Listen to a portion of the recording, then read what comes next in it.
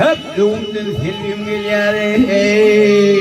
mislir kırını çok yali ay imam canım hep nereye niye bütün bağyali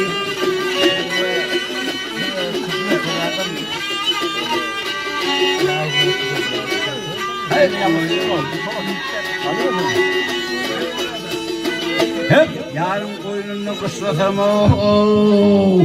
öpüp yanağın dişlerim ay karafasını kıslasam o canıma tümeli yâli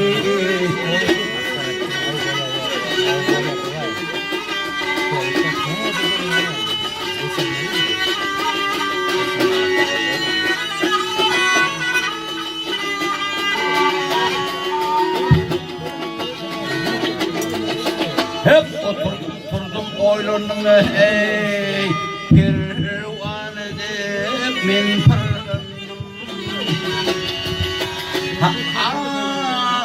ay bar kekerimden faydalanım o tevi ve duşun yâli